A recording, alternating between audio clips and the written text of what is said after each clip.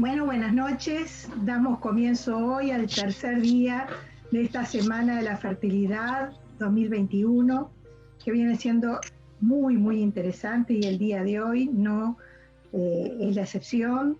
Vamos a María Belén Piñeirúa, que nos va a presentar a la red de apoyo, contención y asesoramiento de infertilidad. Le vamos a dar unos minutitos a ellos para que se presenten, eh, tanto la red como la Fundación Daraluz son redes de pacientes que contienen, asesoran, ayudan, colaboran con todo esto de la infertilidad. Y bueno, para las pacientes y para nosotros son una ayuda muy importante. Luego el doctor Gabriel de la Fuente, especialista, ginecólogo especialista en reproducción asistida, nos va a hablar de un tema del momento, que es reproducción asistida y COVID-19. Y luego la doctora Dana Kimmelman nos va a hablar de un tema tan largo que lo tengo que leer, que es fertilidad como derecho, protección y preservación de la fertilidad por motivos personales, enfermedades oncológicas y médicas complejas, subrogación uterina y población trans. Te matamos, Dana. Bueno, Dana es ginecóloga, especialista en reproducción asistida y especialmente especialista en oncofertilidad. Y bueno, vamos a tener también el placer de escucharla. Y por último, los aspectos emocionales van a ser encarados por la licenciada Laura Cardoso.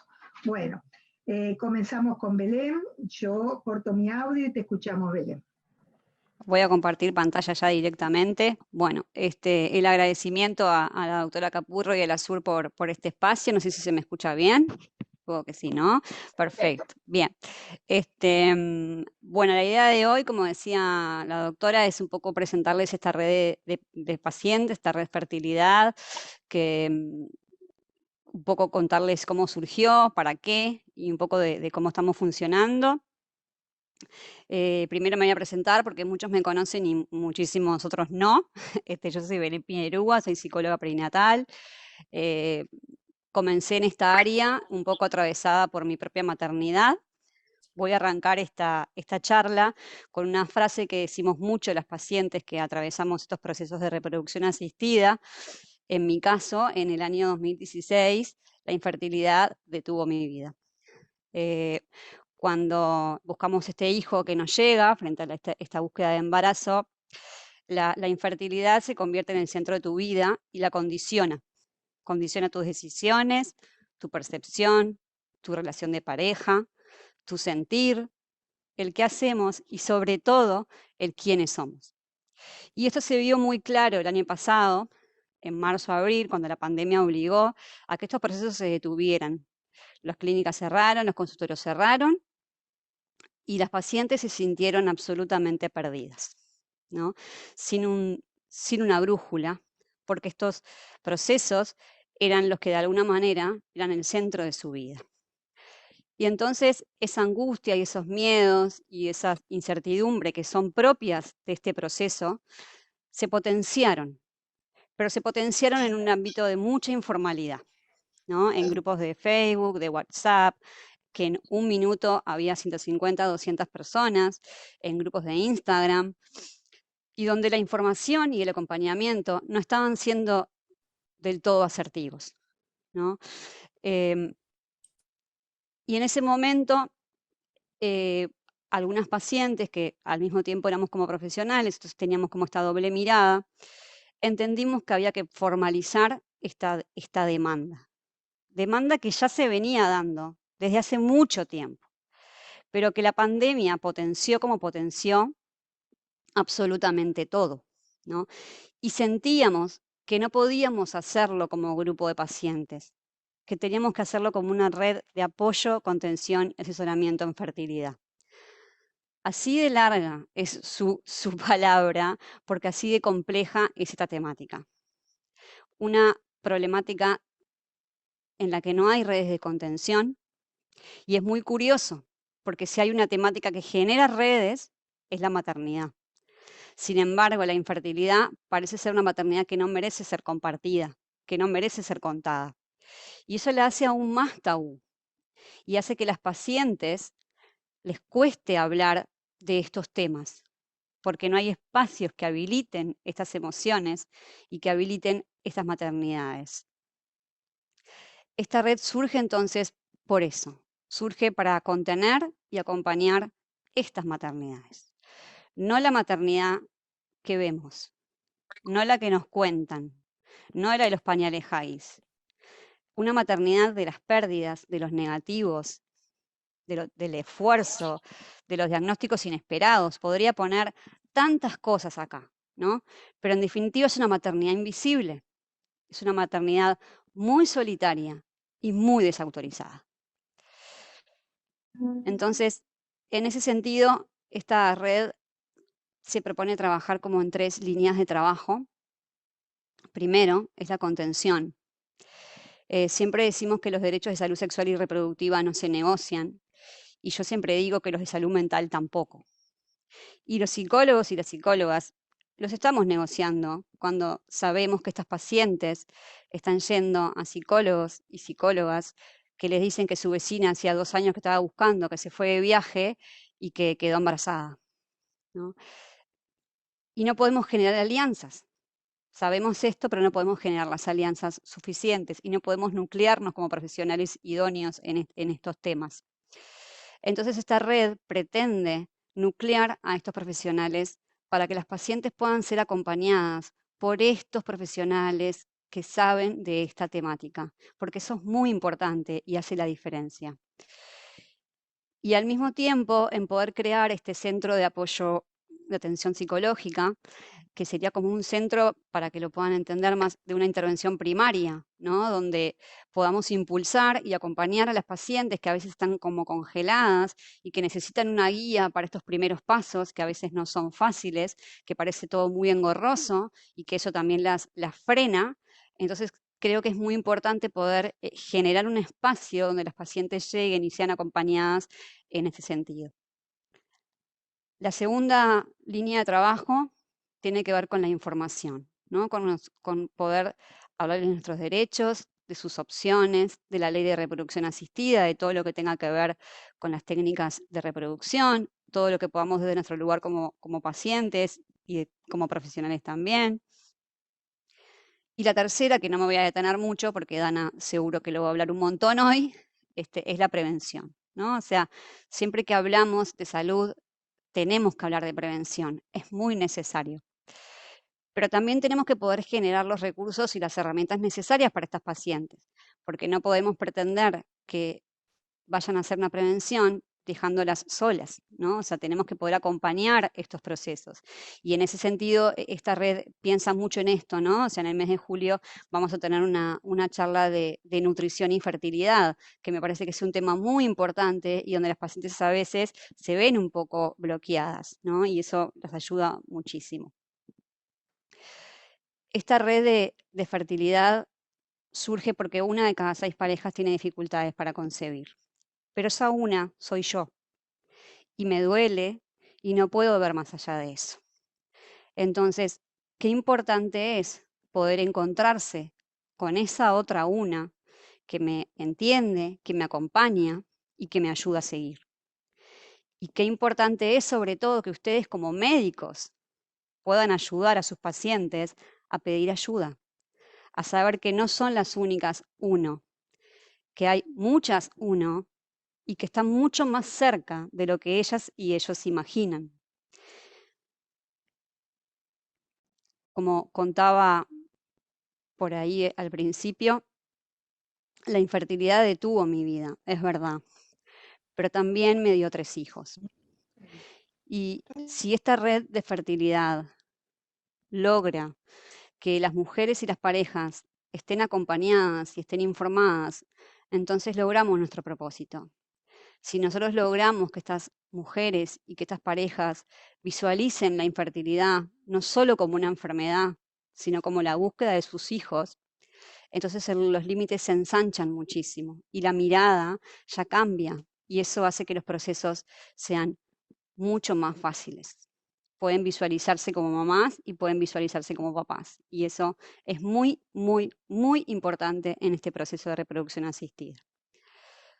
Así que los invitamos a todos, a profesionales y a pacientes, a que se acerquen a esta red, a que puedan informarse y a que puedan ser acompañados, no solo por estos pacientes, que también lo hemos vivido, sino también por profesionales que estamos como dispuestos a poder acompañar estos procesos. Así que no me quería extender mucho más de eso, que sé que hay charlas muy interesantes. Le agradezco a la SUR por el tiempo y los esperamos a todos para que lleguen a esta red de fertilidad. Bueno, muchas gracias, Belén. Ha sido una información muy importante para todos y sobre todo para todas las pacientes que hoy nos están mirando. Bueno, vamos a dar paso al doctor Gabriel de la Fuente con infertilidad y COVID-19. Gabriel, todo tuyo. Bueno, buenas noches a todos. No sé si ven la pantalla que estoy compartiendo. Bueno, primero que nada, antes de empezar, quiero aprovechar para felicitar a la presentación de Belén por lo clara y felicitarla también por lo necesario que es esta iniciativa. Y me parece que es importante recalcar lo necesario que es que nuestras pacientes, que nuestras parejas tengan un asesoramiento por gente idónea, y eso no es menor. Así que luego tendremos oportunidad de charlar más de eso, pero no lo que quería dejar pasar. Bueno, entonces, mi charla trata sobre un tema que en realidad nos ha aburrido a todos a lo largo del año pasado y de este, que es el COVID, que nos ha absorbido nuestra cabeza y nuestra atención a lo largo de los últimos casi año y medio.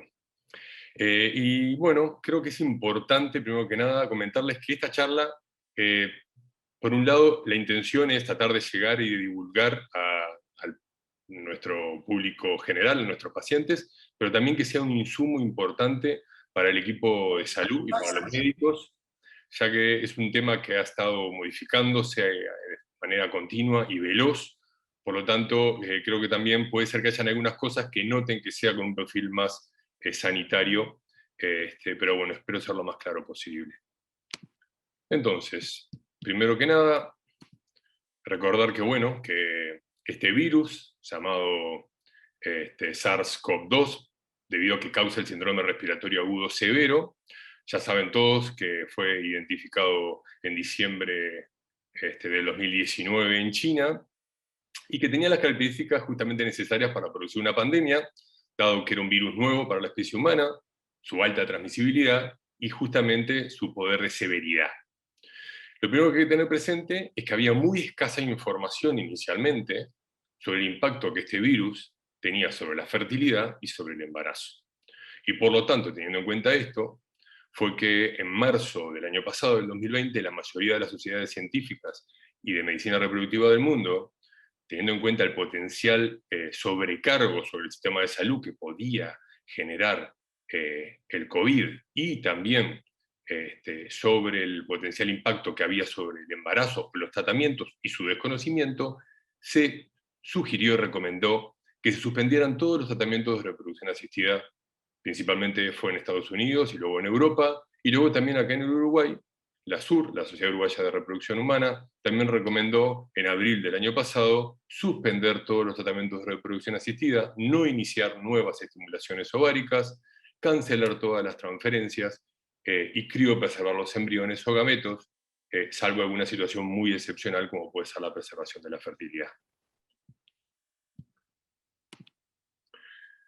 Respecto a la pandemia de COVID en el Uruguay, quiero compartirles algunos datos. Tener presente que desde marzo del año pasado, cuando fue declarada la emergencia sanitaria, a la fecha, en el Uruguay ha habido 338.000 casos confirmados de COVID, que corresponde al 10% de la población, que es un poco más frecuente en el sexo femenino, pero sin embargo es un poco más letal en el sexo masculino, y luego algo podremos comentar de eso.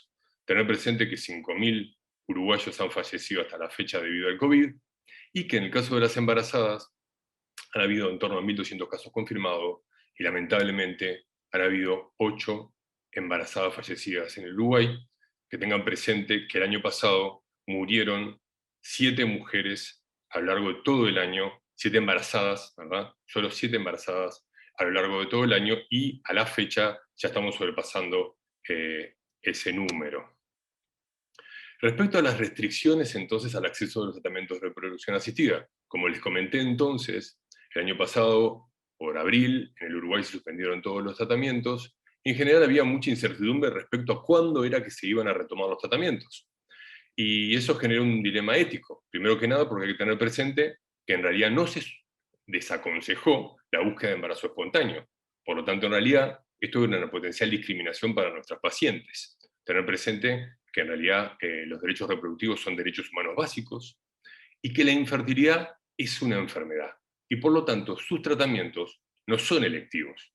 Esto tenerlo presente porque justamente el Ministerio de Salud Pública, lo que en aquella fecha había recomendado, era suspender todos aquellos tratamientos que fueran cirugías selectivas. La pregunta es, ¿eran los tratamientos de reproducción asistida el caso? Y por otro lado, también tener presente que uno de los fundamentos por los cuales se desaconsejaba hacer tratamientos de reproducción era por el desconocimiento del impacto del COVID y también para no sobrecargar los sistemas de salud, dado que, como son tratamientos que implican una pasada por lo quirúrgico con una anestesia, habían potenciales complicaciones que podrían sobrecargar entonces la demanda sanitaria. Y en eso tener presente que en realidad nuestros tratamientos tienen riesgo de complicaciones que son extremadamente bajos. Entonces, en realidad, esa no era en realidad una excusa muy admisible.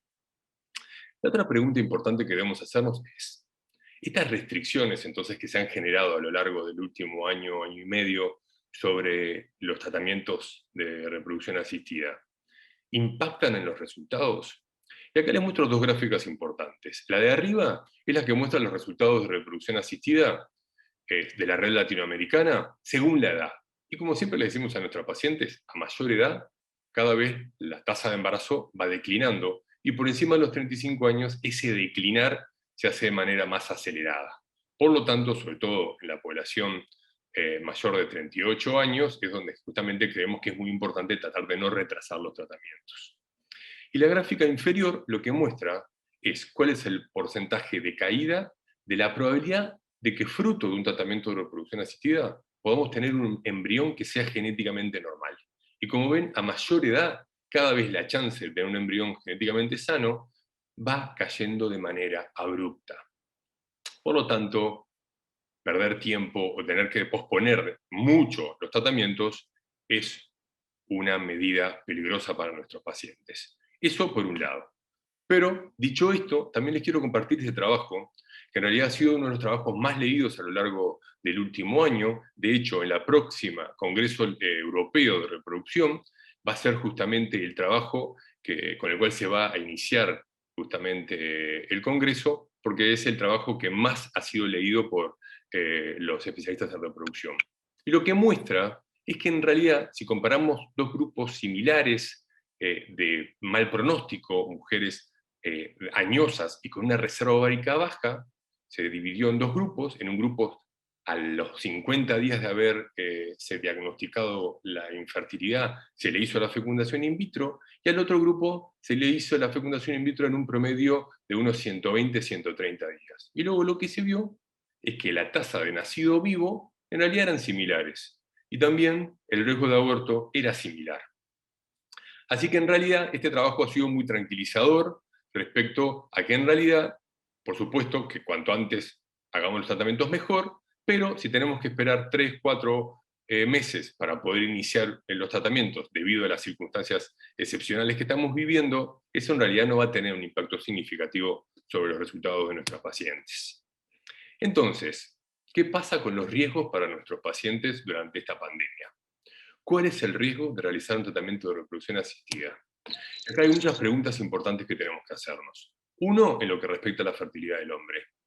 ¿El SARS-CoV-2 puede entrar o no a la célula del testículo? ¿Este virus puede estar presente o no en el semen? ¿Los hombres que presentan la enfermedad van a tener afectada los parámetros del semen? Y por otro lado, ¿va a afectar los niveles hormonales? Bueno, vamos a tratar de contestar muchas de estas preguntas. Primero que nada, tenemos que saber y entender un poco cómo funciona este virus. Saber que este virus es un virus ARN que se conecta a través de dos receptores con las células del cuerpo humano. Un receptor es la enzima convertidora de angiotensina, que están presentes justamente muchas veces en muchas células de nuestro cuerpo humano, y que conecta con la proteína viral S, que son las proteínas que están presentes por fuera de la cobertura del virus, que es la que le da esa forma de corona tan característica, por lo tanto, ese nombre que lleva. Pero no solo necesitamos que esté presente la célula, esta enzima, sino que debe estar presente también otro receptor, que es una proteasa, que es lo que finalmente permite que se active el virus y que entonces la información ARN entre dentro de la célula.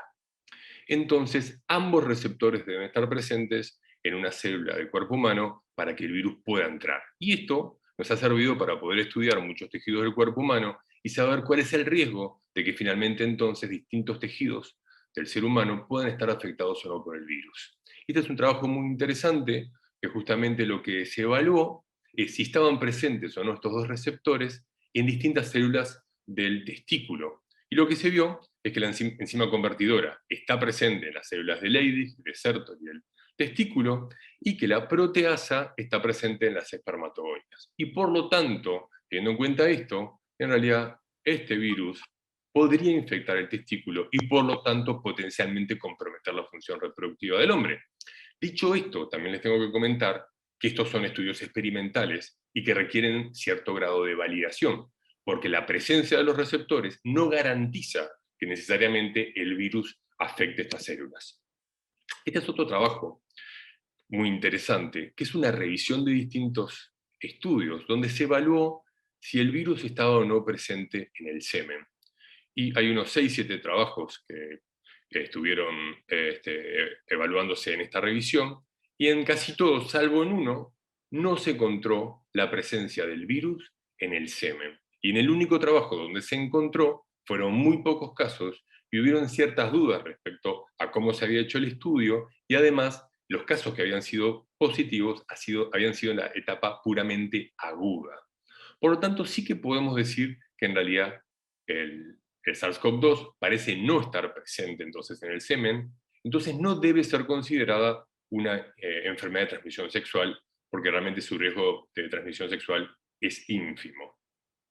Sí que muchos de estos trabajos mencionaban que se encontraban en muchos de estos pacientes afectaciones a nivel de las hormonas masculinas, y por lo tanto muchos tenían un cierto grado de hipogonadismo, que potencialmente no se sabe si es transitorio o permanente. Y una de las debilidades de muchos de estos trabajos es que en realidad mucha de esta población no contaba con espermogramas previos para evaluar entonces cuál era su situación previa al COVID. Este es un trabajo que ha salido hace muy poco tiempo y que también ha tenido mucho impacto, y que es interesante porque lo que evaluó fue una población de hombres que habían tenido COVID y en los cuales a los 30 días en promedio del alta, y cuando digo alta me refiero a los 30 días de haber tenido una PCR negativa, se les pidió un espermatograma, y lo sorprendente fue que en una cuarta parte de los casos estos pacientes tenían niveles bajísimos de espermatozoides. Prácticamente de los 43 hombres estudiados, 8 eran azospérmicos al mes del alta del COVID. Tener presente además que estos 8 hombres que habían sido azospérmicos tenían hijos previamente, y tener presente que además en los hombres que habían sido hospitalizados, por lo tanto que han sido los casos de COVID más severos, es donde se vio los peores resultados. Una de las cosas que también evaluó este trabajo es la presencia o no de un marcador de inflamación que se llama interleuquina 8, que también estaba muy presente en las 3/4 partes de los pacientes, con lo cual es algo que nos hace pensar que efectivamente el COVID produce una reacción inflamatoria severa en gran parte de los hombres que tienen COVID sintomática. La pregunta que nos queda por entender es si esa alteración es producida directamente por el virus sobre la célula del testículo o es secundaria al proceso inflamatorio global que produce entonces el COVID.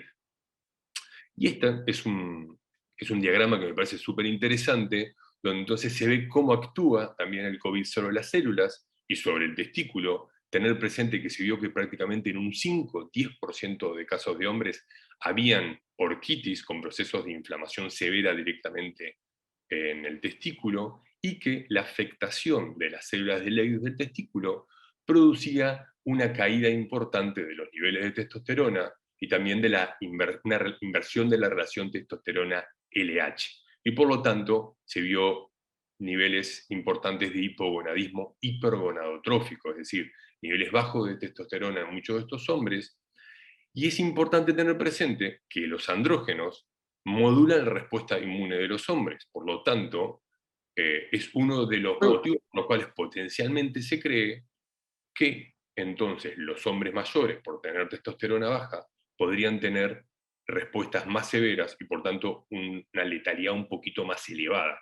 Esto es una hipótesis, porque hay que tener presente también que en realidad muchas veces los hombres adultos o de edad avanzada tienen más comorbilidades que las mujeres.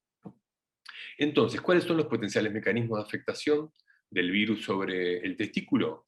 Por un lado, la fiebre, y esto es una cosa importantísima. Muchos de los hombres que han tenido COVID sintomático han tenido cuadros febriles prolongados, y nosotros ya sabemos que los hombres que tienen fiebre muchas veces van a tener una caída importante en su concentración de espermatozoides, y lo vemos con cualquier proceso febril. Muchas veces cuando vemos un espermatograma alterado, lo primero que le preguntamos a los hombres es si en el mes o los 2 meses previos han tenido algún proceso inflamatorio o algún cuadro febril que podría haber explicado esa caída en los niveles de espermatozoides. Esa podría ser una causa. La otra causa podría ser justamente el accionar directo del virus dentro del testículo, que como dijimos, podría ser porque podría entrar en las células.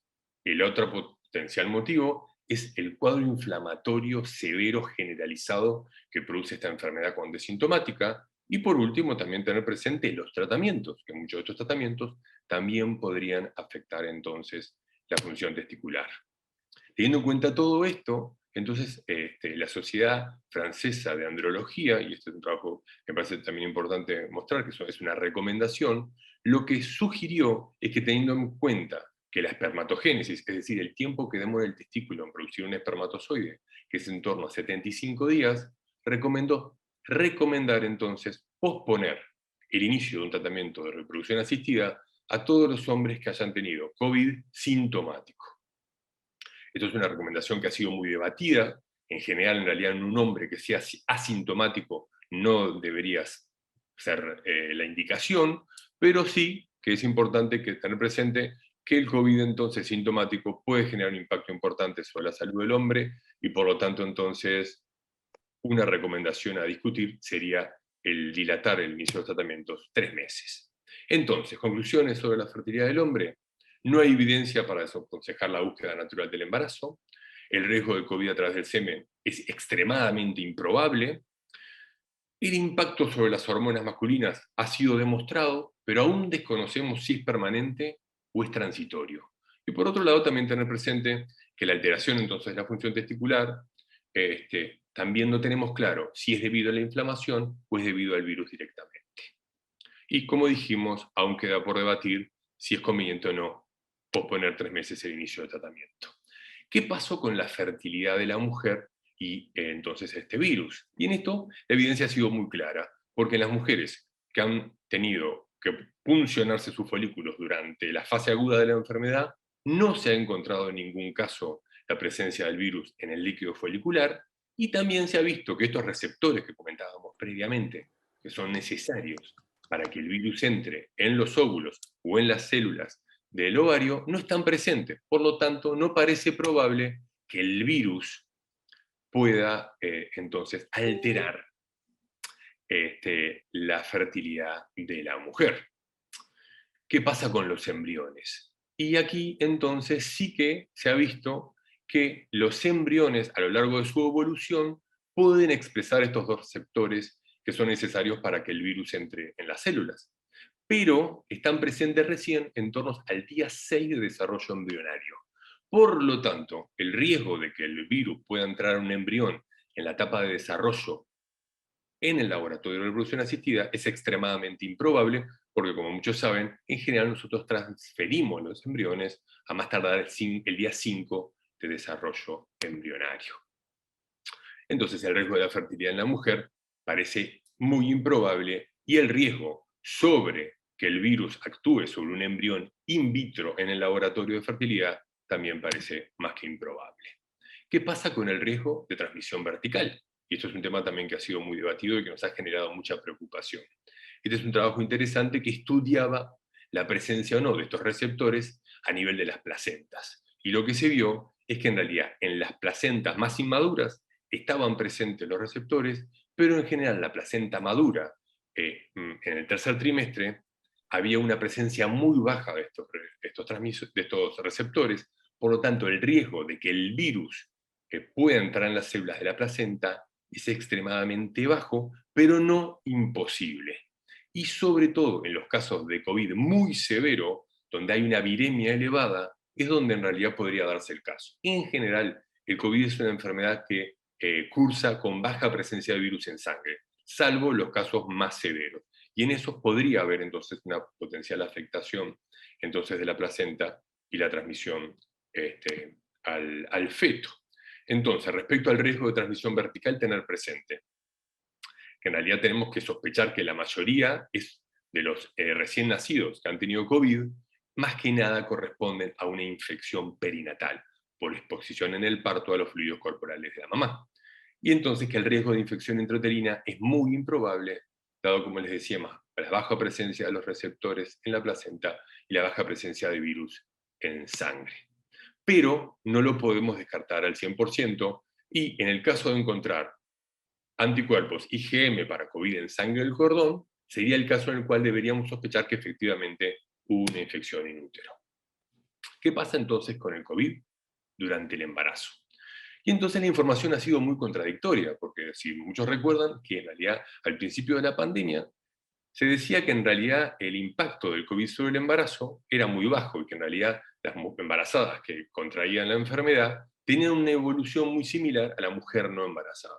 Sin embargo, a lo largo de la evolución de la pandemia hemos visto nueva evidencia que ha mostrado que lamentablemente las embarazadas que contraen COVID tienen un riesgo muy elevado de muchas complicaciones, un riesgo más elevado de hospitalización, un riesgo más elevado de entrar a cuidados intensivos, un riesgo más importante de tener una muerte materna, como vimos que lamentablemente hemos tenido 8 embarazadas que han fallecido, y también han tenido justamente más complicaciones obstétricas como aborto, parto prematuro, óbito, la necesidad de recurrir a una cesárea, también más complicaciones tromboembólicas y también más presencia de preeclampsia y eclampsia o síndrome HELP.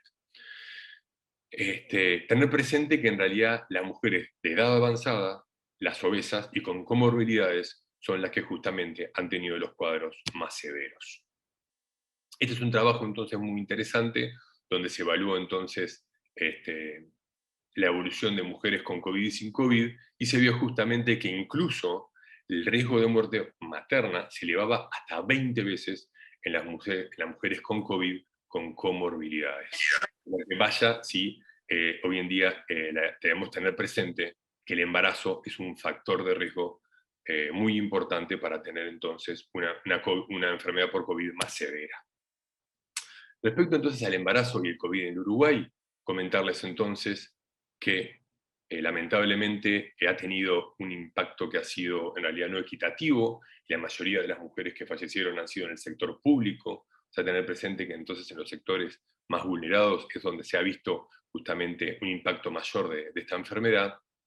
Y por otro lado, algo tranquilizador, y es que en realidad todas las embarazadas que se han vacunado para el COVID, en el Uruguay no se ha encontrado en ningún caso una respuesta adversa. ¿Qué pasa entonces con la vacunación durante el embarazo? Lamentablemente, la mayoría de los ensayos que se han realizado para evaluar la eficacia de esta vacuna, en realidad las embarazadas no formaron parte de los ensayos de fase 3. Entonces nosotros no tenemos información fiel de la eficacia y de la seguridad de las vacunas sobre las embarazadas. Lo que sí hemos visto es muchos estudios observacionales que han demostrado que no se han visto respuestas adversas a lo largo del embarazo ni posterior al mismo. Y eso en realidad es el insumo que debemos utilizar hoy en día para tomar entonces determinadas decisiones. Y este es el trabajo que se está utilizando muchísimo para tomar esta decisión, que es un estudio de New England Journal, que se publicó en mayo de este año, y se estudiaron 120.000 mujeres que estuvieron embarazadas o que se quedaron embarazadas posterior a la vacuna, o sea, esas 120.000 mujeres o se vacunaron durante el embarazo o se vacunaron unos días previos a embarazarse, y en ningún caso se registraron resultados negativos en el embarazo, no hubo más riesgo de aborto, no hubo más riesgo de muerte fetal, no hubo más riesgo de complicaciones obstétricas y más riesgo de malformaciones. Y este fue un estudio muy serio que también el CDC llamaba a las embarazadas antes del parto, posterior al parto, y se auditaron todas las historias clínicas, y ha sido entonces un trabajo que es el que nos está sirviendo para justamente tranquilizar respecto a la seguridad de la vacuna al embarazo. Respecto a la vacunación en las mujeres que buscan embarazo o están embarazadas en Uruguay, la información ha sido contradictoria, porque en realidad hubieron justamente modificaciones en las recomendaciones, porque justamente inicialmente muchas veces se recomendaba o que no se vacunaran o esperaran a después del primer trimestre. Justamente las modificaciones de las recomendaciones se debieron a esta información que hemos visto, que nos ha dado tranquilidad, también por un cambio en la situación epidemiológica, que hemos visto justamente que hay una transmisión sostenida del virus, que hay variantes que tienen más transmisibilidad. Por lo tanto, el Ministerio de Salud Pública, desde comienzos de junio, lo que recomienda es que deban ser priorizadas todas las embarazadas para recibir la vacuna para el COVID cuanto antes, especialmente embarazadas añosas o con comorbilidades. Respecto a la vacuna de Sinovac, que en realidad no tenemos información, porque en realidad todos los estudios que han venido desde los Estados Unidos han sido con la vacuna de Pfizer, que es la que en el Uruguay estamos entonces recomendando. Y esta recomendación es para cualquier momento del embarazo y también de la lactancia. ¿Qué pasó entonces con las recomendaciones respecto a la población que no está embarazada, pero está buscando embarazo o está por iniciar un tratamiento de reproducción asistida? Y en ese sentido, nuestra sociedad, basándose en las recomendaciones de la Sociedad Europea, lo que recomendó inicialmente es que no se iniciaran los tratamientos de reproducción asistida hasta haber recibido la segunda dosis de la vacuna para el COVID, teniendo en cuenta justamente la información que se desconocía, la ausencia de información, y para darle tiempo a que la respuesta inmune se asiente, aunque esto en realidad puede ser discutible si realmente esto es necesario o no, y sin lugar a dudas tener presente que no se le debe negar acceso a los tratamientos de reproducción asistida a las mujeres que no quieran vacunarse, ¿verdad? Pero sí, por supuesto, hacer hincapié a nuestras pacientes de la importancia y de los beneficios que puede tener la vacuna.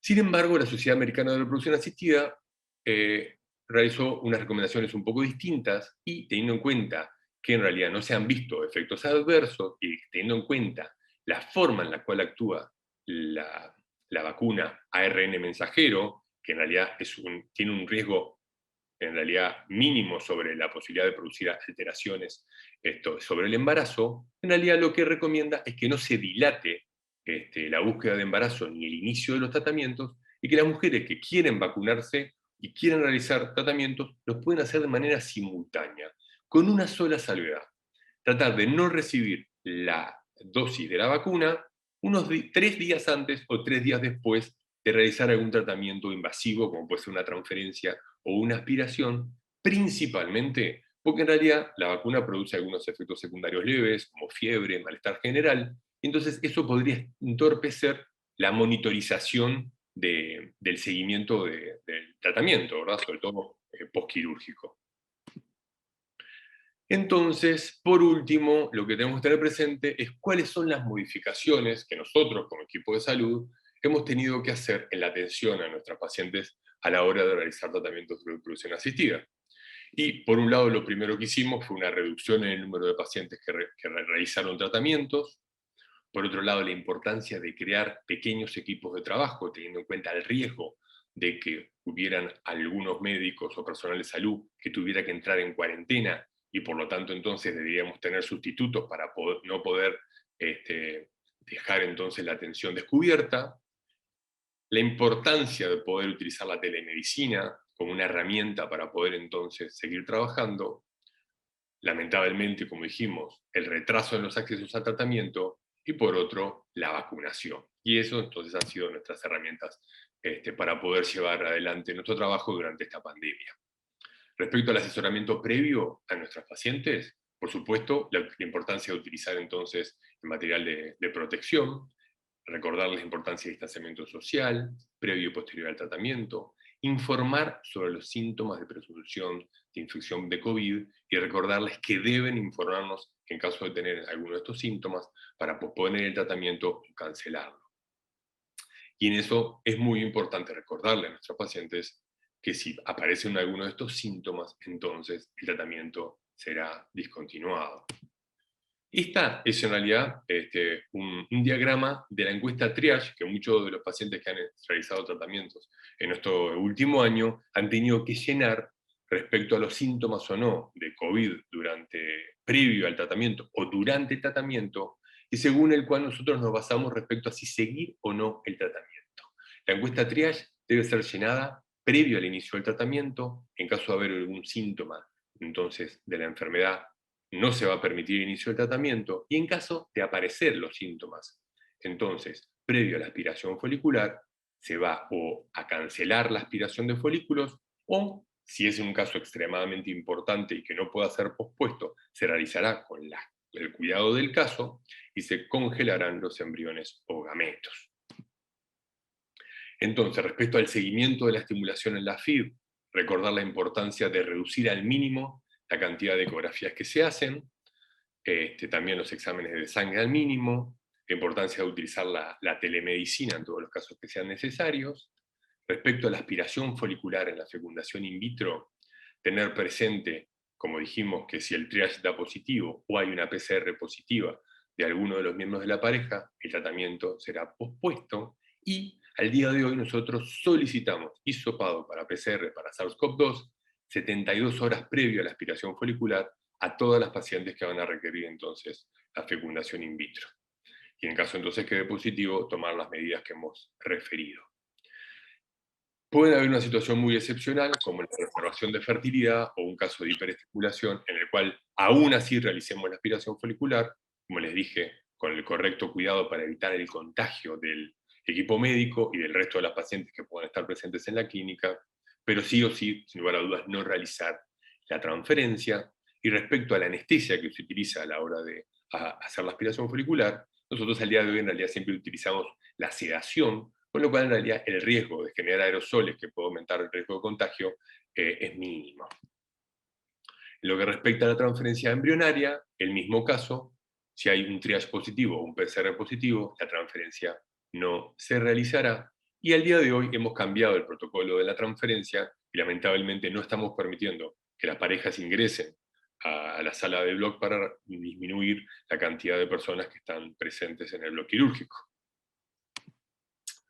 Y entonces, por último, una pregunta importante que hay que hacerse es ¿cuándo retomar los tratamientos en aquellas pacientes que han tenido COVID? Esta es una recomendación de la Sociedad Americana de Anestesia que dice que en general, en aquellas mujeres que han tenido COVID asintomático, se pueden retomar los tratamientos de fertilidad al mes del alta, pero en los casos que han sido sintomáticos respiratorios, se debe sugerir entre 6 y 8 meses de espera, y las pacientes que han requerido ingresar a CTI, mínimo 12 semanas de espera, y por supuesto contar con una evaluación cardiológica y anestésica previa. Entonces, ¿cómo ha impactado la pandemia sobre la reproducción?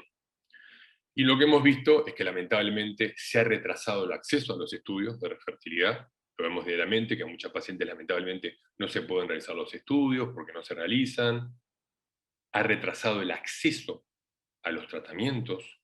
El año pasado se autorizaron por el Fondo Nacional de Recursos 450 casos de FIV nuevos, y si lo comparamos con el año 2019, que hubieron prácticamente 700, vemos justamente cómo ha caído entonces las solicitudes, y para este año no tenemos los datos, pero hemos visto también una caída muy importante. Por otro lado, sin lugar a dudas, el impacto económico y emocional, como comentaron previamente y como seguirá hablando de ello la compañera, ha sido justamente la incertidumbre que ha generado esta pandemia, ha sido muy importante, el incremento del estrés, el incremento de la obesidad. Tener presente que en Uruguay ya el 25% de la población adulta es obesa, y lamentablemente esta pandemia lo que ha hecho ha sido agravar esto, y por otro lado también el incremento de los consumos de tóxicos. Entonces, como ven, nos queda mucho por saber todavía de esta enfermedad, pero bueno, por lo pronto estamos tomando todas las medidas para tratar de seguir ofreciendo entonces a nuestros pacientes alternativas para poder llegar entonces al objetivo de ser padres. Muchas gracias. Muchas gracias, Gabriel. Felicitaciones, brillante como siempre. Quiero avisarles a todos que las preguntas que haya las vamos a responder al final, así no interrumpimos el orden de las conferencias. Alguna he ido respondiendo yo mientras iban surgiendo, pero las preguntas concretas a los expositores las responderemos al final, las van dejando en el chat. Ahora vamos a escuchar a Dana con su exposición. Adelante, Dana, te escuchamos. Bueno, buenas noches a todos. Muchas gracias a Aliasur por darme este espacio y especialmente a vos, Ana. Ya sabes que te agradezco siempre. Bueno, vamos a hablar un ratito sobre derechos reproductivos. Yo siempre termino las presentaciones con esta diapositiva, me pareció más acertado empezar por este concepto, que la fertilidad es un derecho de todos, y que todos los que tenemos algún rol en el sistema de salud tenemos la responsabilidad de proteger la fertilidad de nuestros pacientes. Tenemos leyes en nuestro país, la Ley sobre Salud Sexual y Reproductiva que se promulgó en el 2008, habla en un momento sobre el derecho a decidir el número de hijos y el momento oportuno para tenerlos, y a mí me parece interesante pensar desde acá qué pasa cuando por la vida misma estos derechos pueden llegar a ser vulnerados o se pueden llegar a ver comprometidos. Nosotros habitualmente cuando hablamos de tratamientos de protección de la fertilidad o de preservación, a mí me gusta más hablar de protección porque la preservación me parece que brinda como una falsa expectativa de certezas, en general nos centramos en las causas médicas y los motivos personales. Es importante, ya se viene resaltando este concepto desde hace mucho, pero siempre me gusta traerlo cuando hablamos de esto, que las mujeres nacemos con el número de óvulos que tenemos para usar el resto de nuestra vida, y lamentablemente eso no vuelve, no producimos óvulos nuevos, y solamente tiende a decrecer con el paso del tiempo. Cuando hablamos de enfermedades médicas, sabemos que las más conocidas son las enfermedades oncológicas, cuando las mujeres, los varones jóvenes tienen que enfrentarse a tratamientos oncológicos, que los necesitan y que les van a salvar la vida, muchas veces estos tratamientos tienen un impacto muy negativo en las células que nos permiten reproducirnos, tanto los óvulos como los espermatozoides. Entonces, cuando nos enfrentamos a una situación de esta, nos vemos obligados a asesorar a nuestros pacientes en cuanto a cómo proteger su fertilidad, para que en el caso de que queden con una dificultad muy severa para lograr un embarazo posterior al tratamiento, puedan tener algo guardado para poder utilizarlo después.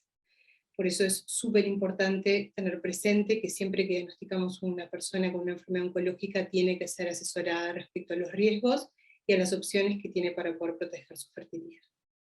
No solamente son enfermedades oncológicas, hay enfermedades autoinmunes, enfermedades genéticas, un montón de patologías en las que lamentablemente no nos da el tiempo de centrarnos en todas ellas, pero hay que generar conciencia antes de iniciar tratamientos que puedan afectar la fertilidad, de poder explicarles a los pacientes que eso puede pasar.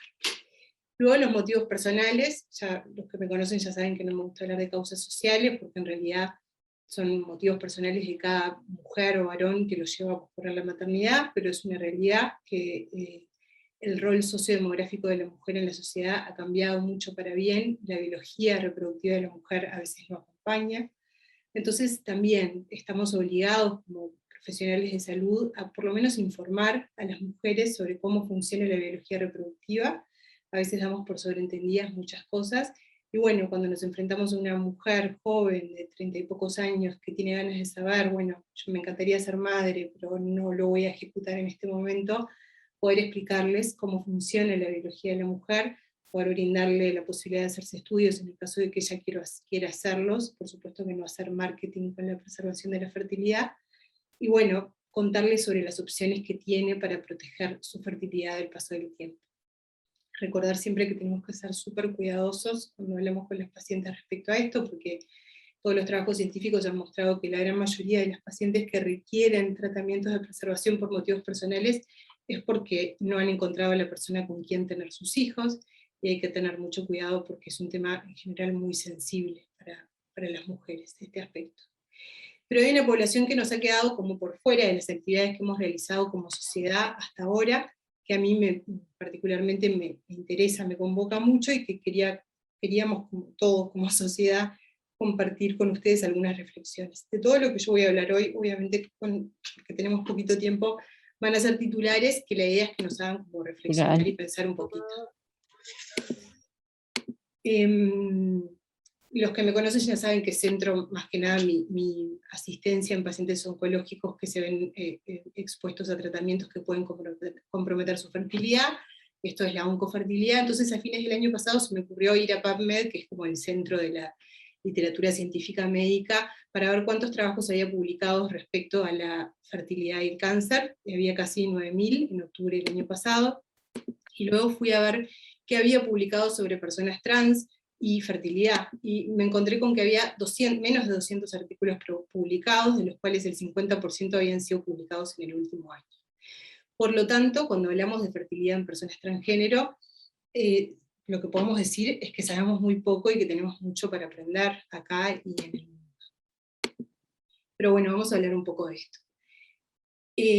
Las personas trans pueden elegir su transición de muchas maneras. Habitualmente comienzan con cambios en su forma de vestirse, forma de peinarse, forma de hablar, cambios en el nombre, pero algunos van a ir por transiciones médicas, ¿no? Como es la conocida hormonización, o cirugías que pueden ser definitivas en cuanto a el cambio de sexo y la fertilidad posterior. ¿Qué pasa cuando los pacientes van a recurrir a una transición médica? Bueno, muchas veces no vamos a tener muchas respuestas, pero sin duda está establecido, y las guías científicas sostienen que estos pacientes, previo a una transición con hormonas, tienen que ser asesorados en cuanto a su futuro reproductivo. Y muchas veces lo que tenemos que hacer es explicarles sobre la reproducción básica, no solo a las personas trans, sino a las personas en general, porque hay mucho desconocimiento, y es una realidad que antes era necesario, sí o sí, que una mujer tenga una relación sexual con un varón para tener un hijo, y gracias a los avances en la ciencia, esto no siempre es así, y hay otras posibilidades. La realidad es que para concebir se necesita la unión de un óvulo con un espermatozoide, por supuesto con un útero que pueda gestar un embarazo, y también se puede obtener un niño, y esto ha permitido a muchísimas parejas heterosexuales, homosexuales, o muchísimas personas la posibilidad de tener hijos, y es alucinante. También está vigente en nuestro país desde el año 2018 la Ley Integral para Personas Trans, donde habla también de medidas y políticas integrales de prevención, atención, protección y promoción, y me parece súper importante promover la salud reproductiva de las personas trans. Sabemos que es la población que ha sido más vulnerada en sus derechos en la historia de nuestro país y en el mundo, que por suerte hay mucha gente que trabajó desde hace muchos años para que ganen mayor visibilidad y más derechos, pero aún falta mucho camino por recorrer, y a nosotros nos parece que nosotros nos tenemos que ocupar un poco más sobre la salud reproductiva de las personas trans. Entonces, ¿en qué momento intervenimos los especialistas en reproducción con estas personas? Hay preadolescentes o niños que están atravesando la pubertad, que es esa transición entre la niñez y la adultez, que pueden recurrir a recibir algunos tipos de hormonas, que son los análogos de GnRH, para no desarrollar los caracteres sexuales secundarios. Los caracteres sexuales secundarios son el desarrollo de las mamas, el vello púbico, y sobre todo no menstruar. Al varón trans, la gran mayoría de las veces lo que más los angustia es menstruar y las mamas. Entonces estos tratamientos a veces inhiben el desarrollo de estos síntomas y signos que a ellos son los que más los angustian, pero también tienen que saber que recibir esta medicación a esa edad va a interrumpir la maduración de sus células sexuales y reproductivas, como son los óvulos. Entonces simplemente tienen que tener la información. La evidencia científica hasta ahora muestra que una vez que ellos suspenden estos tratamientos, retoman la maduración y no tendrían un problema de esterilidad, pero bueno, estamos obligados a asesorarlos. Luego, previo a la hormonización, pacientes que recurren a recibir hormonización pueden ser adultos, pero también pueden ser adolescentes de 16 años, después de los 13 años y medio, y la realidad es que el impacto de la hormonización, tanto para los varones trans recibir testosterona o para las mujeres trans recibir estrógenos, es desconocida. Hay algunos trabajos científicos que hablan sobre todo de cuando reciben estrógenos las mujeres trans, un potencial compromiso en el futuro reproductivo después de la exposición muy prolongada a estrógenos, y en los varones que reciben testosterona es más discutido. La realidad es que en los trabajos científicos que hay hasta ahora, si bien hay cambios histológicos en los ovarios, habitualmente cuando suspenden la testosterona pueden recuperar su capacidad reproductiva, pero también es todo súper experimental y muy nuevo. Luego, los pacientes y las personas que se van a someter a cirugías esterilizantes, que van a sacar de su cuerpo sus ovarios, sus testículos, ni que hablar que estos tratamientos son irreversibles, y sí o sí estamos obligados a hablar con ellos sobre cuáles son sus planes. Nosotros tenemos que tener súper presente que la identidad de género nada tiene que ver con la orientación sexual. Entonces, cuando hablamos con estos pacientes, les tenemos que preguntar, bueno, ¿tienen pareja mujer? ¿Tienes pareja varón? ¿Te parece que te gustaría gestar? ¿Te ves en esa situación? ¿Te parece que a tu pareja le gustaría gestar? Si existe la posibilidad anatómica para que eso pase, todo eso lo tenemos que interrogar. ¿Qué sabemos sobre los deseos de parentalidad de las personas trans? Sabemos que más del 50% quieren ser padres, lo cual es muy importante que podamos brindarles ese derecho. Sabemos que casi el 40% quieren tener hijos biológicos, por lo tanto vinculados a ellos genéticamente, por eso también es súper importante hablar sobre eventualmente una preservación de fertilidad antes de los tratamientos médicos. Y sabemos que incluso en las clínicas donde más son asesoradas las personas trans, la tasa de recurrencia de estos tratamientos de preservación es muy bajita. Entonces, pensamos por qué, cuáles son las barreras de acceso. Primero y principal, los costos, ¿no? En nuestro país sabemos que las personas transgénero habitualmente están por debajo de la línea de pobreza, no acceden ni a formarse ni a estudiar, tienen una expectativa de vida muy baja, no tienen los recursos económicos para pagar un tratamiento de preservación.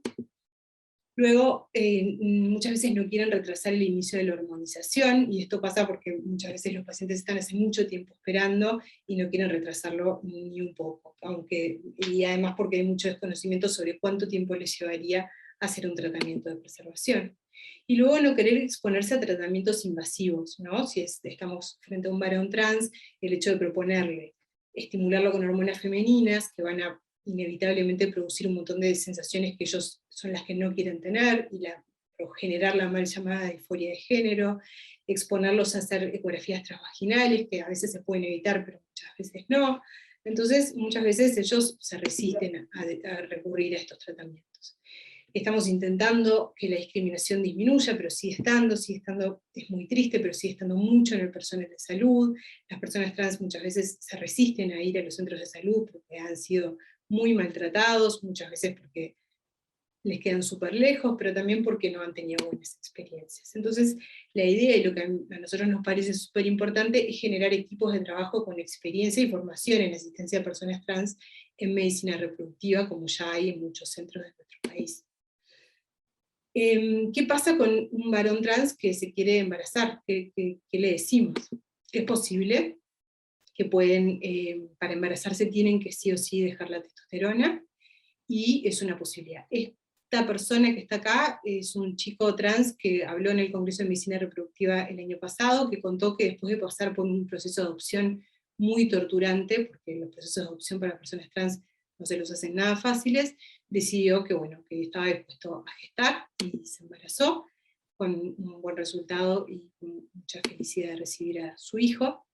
Y luego los trabajos científicos que hablan de embarazo en varones trans, hablan de que sí es posible, una vez que abandonan la testosterona, muchos recuperan los ciclos a los 6 meses de abandonarla, algunos se embarazan incluso sin recuperar las menstruaciones, los resultados obstétricos son muy buenos, y 1/3 de los embarazos reportados fueron no planificados, y esto es muy importante porque también tenemos que hablar de anticoncepción con las personas trans, siempre.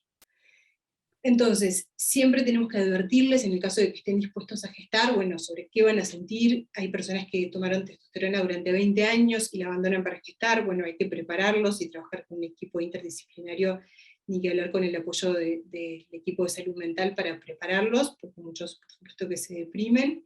estimular un control obstétrico con alguien que los contenga y los pueda apoyar.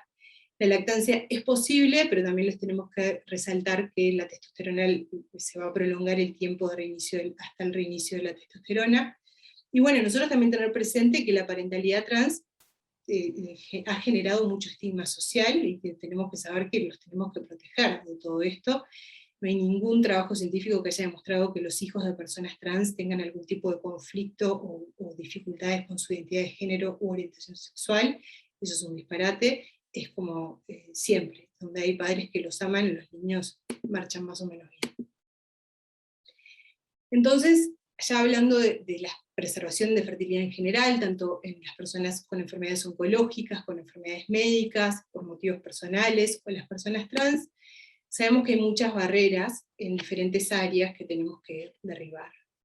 ¿Cuál es la principal barrera nuestra, de nuestro sistema de salud? Es la no financiación de estos tratamientos. La realidad es que solamente la gente que tiene dinero hoy puede recurrir a tratamientos de preservación de fertilidad.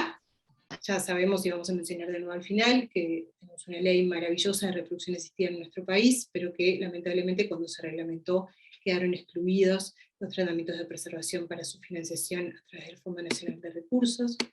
Luego las limitaciones de los médicos, con nuestra dificultad muchas veces para decir no sé, para decir no sé qué impacto tiene el tratamiento oncológico en tu fertilidad, no sé si te puedes embarazar después de un cáncer de mama, no sé si sos una persona trans, si vas a poder gestar o no, si la hormonización te va a afectar tu fertilidad o no, y bueno, la dificultad a veces de hacer una derivación oportuna, y las barreras de los pacientes. Muchas veces los pacientes tienen mucho miedo, tienen muchas veces un miedo como exagerado. Por ejemplo, los pacientes oncológicos con los tratamientos de preservación les da muchísimo miedo el retraso del inicio del tratamiento, cuando hay suficiente evidencia científica para avalar y poder decirles que el tiempo que lleva un tratamiento de preservación, que habitualmente son 2 semanas, es un tiempo absolutamente aceptable para que ellos retrasen el inicio del tratamiento.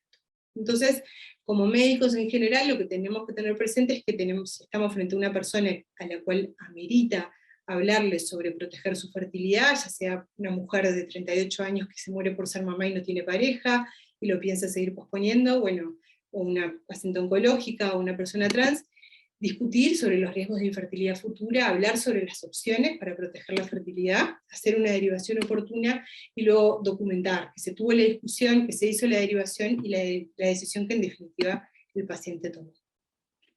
Otro concepto que me parece súper importante, que todos lo deberían saber, pero que está bueno resaltarlo, es que la desinformación no es una herramienta para luchar contra la desigualdad. Si nosotros sabemos que es una persona que es muy probable que no pueda pagar un tratamiento de preservación, no le podemos negar que sea informado. Entonces todas las personas deben ser asesoradas por igual, puedan o no puedan acceder a los tratamientos de preservación. Bueno, cerramos un capítulo y empezamos otro. Voy a hablar un ratito sobre subrogación uterina, un titular, y en realidad quiero desde ya aclarar que como sociedad nos parece importante mencionar la subrogación uterina. No es mi intención generar un debate ni tomar posición sobre el tema, pero sí, bueno, contarles un poco en qué está nuestro país con respecto a esto. ¿Quiénes son los candidatos a recurrir a un tratamiento de subrogación uterina? Y antes quiero aprovechar para proponerles a todos usar las palabras correctas cuando hablamos de subrogación. El término correcto es subrogación uterina, no es vientre de alquiler, ni útero alquilado, ni nada que se le parezca a usar la palabra alquiler, y me parece que es una linda oportunidad para tratar de difundir un concepto, para decirlo bien, y sobre todo por respeto a las personas que están involucradas en este tipo de tratamientos. Los candidatos para estos tratamientos son las mujeres que no pueden gestar, ya sea porque no tienen útero. Hay algunas enfermedades que tienen las mujeres que nacen sin útero, por enfermedades médicas que han tenido que someterse a histerectomías, o sea, sacar el útero del cuerpo, por cáncer de cuello, cáncer de cuerpo uterino, enfermedades médicas que tienen absolutamente contraindicado gestar, varones sin pareja o parejas de varones. ¿Qué pasa con la ley? En nuestro país la ley de reproducción asistida contempla la subrogación uterina, lo cual nos parece que está bueno y es importante, únicamente en la situación de una mujer cuyo útero no pueda gestar un embarazo debido a enfermedades genéticas o adquiridas, quien podrá acordar con un familiar suyo o de su pareja de segundo grado la implantación o gestación de un embrión propio. Y acá de nuevo, no vamos a hacer un debate sobre si esto está bien o está mal, pero la mayoría de las personas que estamos como trabajando en la sociedad coincidimos en que este es un artículo perfectible y que excluye a personas que también podrían o deberían poder acceder.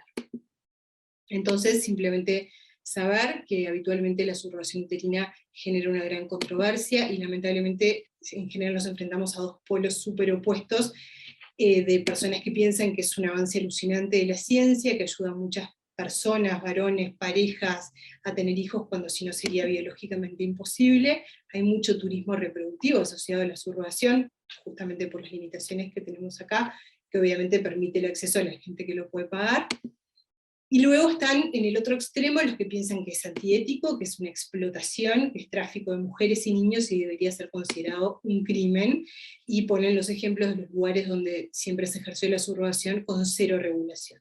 La realidad es que la subrogación uterina se puede regular y lograr una forma de trabajar en la subrogación mucho más saludable.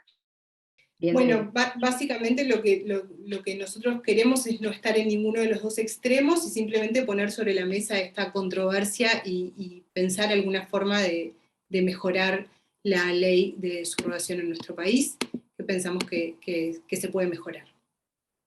Esta persona que yo les comentaba recién mientras hablaba conmigo misma, es una persona que ha estudiado mucho y ha escrito muchos libros, ha hablado mucho sobre subrogación, que propone mirar la subrogación desde una perspectiva de derechos humanos, pensar en los derechos de los niños, primero que nada, el derecho a conocer su origen, y a ser amados por sus padres, y tener derecho a una vida plena y saludable, en los derechos de las gestantes. Si nosotros miramos las leyes de los estados de Estados Unidos, que tienen una linda ley de subrogación, ellos obligan, y de hecho es un requisito, que los padres del futuro niño estén vinculados con la gestante durante todo el embarazo, que nada tiene que ver con tener una persona que geste y nada más. Y luego pensar también en los derechos de los padres de ese niño que está en camino. La realidad, y lo que a mí me parece importante que nos pongamos a pensar, es que hay diferencias fisiológicas y anatómicas entre mujeres y varones que influyen en las posibilidades. La realidad es que esto es una realidad en nuestro país hoy, que una mujer sin pareja o dos mujeres puedan tener un hijo con cobertura a través de la ley del Fondo Nacional de Recursos, si son menores de 40 años, pero mediante una inseminación o una fecundación in vitro, y esto no es una posibilidad en nuestro país. Una pareja de varones no puede tener un hijo biológico hoy en Uruguay. Me parece que es algo que está bueno que lo pensemos. Por último, mencionar un segundo el estudio genético preimplantatorio, porque es otra de las técnicas de reproducción asistida que no está vinculada necesariamente a la infertilidad. Lidia va a dar una clase divina sobre esto, así que no me voy a extender, pero simplemente mencionar que esto existe en nuestro país la tecnología para cuando una persona o una pareja es portadora de una enfermedad genética que no quiere transmitir a su descendencia, tiene la posibilidad de recurrir a una fecundación in vitro, fertilizar sus óvulos con espermatozoides de su pareja o de un donante, y así biopsiar esos embriones que se generan en el día 5 o día 6 de desarrollo, y así poder estudiar cuáles embriones no tienen esa mutación para evitar transmitir una enfermedad que pueda afectar mucho la calidad de vida del niño y de la familia en el futuro. Esta tecnología también está disponible en nuestro país con excelentes resultados, y es otra de las técnicas de reproducción asistida que no están vinculadas necesariamente a la infertilidad, tanto como la preservación, que trata de prevenirla, en realidad no de tratarla, que no entran dentro de la cobertura del Fondo Nacional de Recursos, si bien están mencionadas en la ley, no fueron incluidas en la reglamentación. Por lo tanto, esta ley, que es maravillosa, y siempre nos gusta ser agradecidos con la ley, que le cambió la vida a muchísimos uruguayos, tiene algunas patas flojas y algunas piezas de rompecabezas que hay que reponer. Por último, mencionar que tenemos unos aliados en la Facultad de Derecho, donde cuando nosotros nos enfrentamos a pacientes que tenemos que asesorar, y tenemos que decirles que, bueno, que se van a enfrentar a una enfermedad oncológica, cuyo tratamiento puede comprometer su fertilidad, y que podrían proteger su fertilidad si tuvieran el dinero para pagar estos tratamientos. Bueno, como es muy duro para los pacientes recibir esta información, y para los médicos dar la cara cuando les tenemos que decir que si tuvieran la plata podrían hacerlo, hemos recurrido en algunas oportunidades a la Facultad de Derecho, donde hemos derivado algunos casos para que ellos evalúen si pueden ayudarlos a pedir un recurso de amparo para financiar estos tratamientos. Y recientemente se ganaron 2 amparos, uno de una paciente de 36 años con cáncer de mama que la jueza condenó al Ministerio de Salud Pública y el Fondo Nacional de Recursos a financiar su tratamiento de criopreservación de óvulos. La paciente ya hizo su tratamiento, tiene 10 óvulos guardados y ya comenzó su tratamiento de quimioterapia.